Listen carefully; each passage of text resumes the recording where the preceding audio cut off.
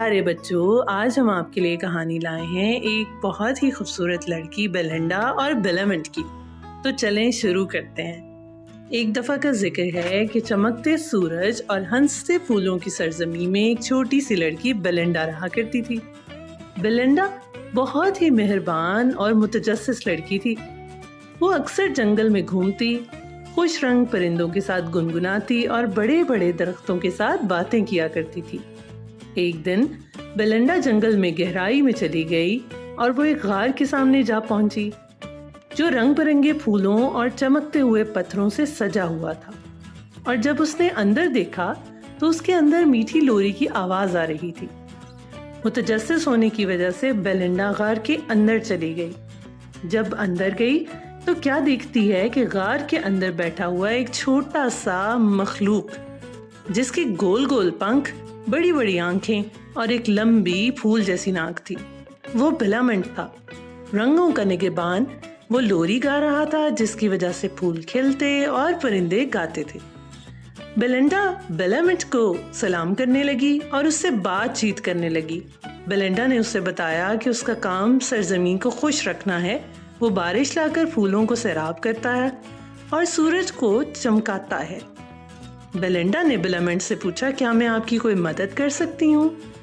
بیلامنٹ نے مسکراتے ہوئے کہا، ہاں، میرے گیت کے کچھ الفاظ گم ہو گئے ہیں، کیا تم انہیں تلاش کرنے میں میری مدد کر سکتی ہو؟ بیلنڈا نے ہاں میں سر ہلایا اور جنگل کی طرف بھاگی۔ پھولوں سے پوچھا، پرندوں سے گنگنایا اور بڑے بڑے درختوں سے بھی بات کی۔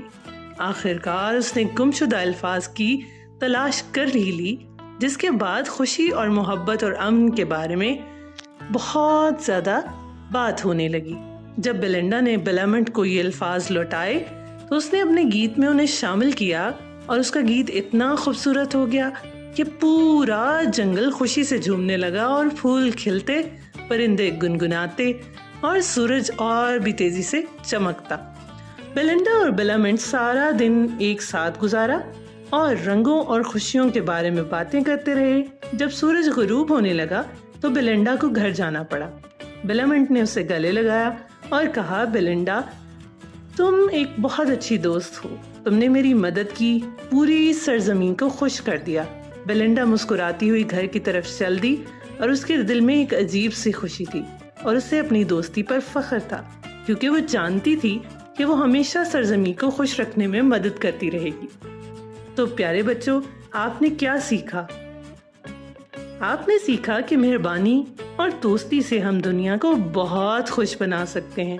تو اس لیے دوسروں کے ساتھ مہربانی کیا کریں اور ہمارے چینل کو لائک، سبسکرائب اور شیئر کریں۔ یہ فینٹاسٹیکل جرنیز ود آمنہ کی ہے دنیا۔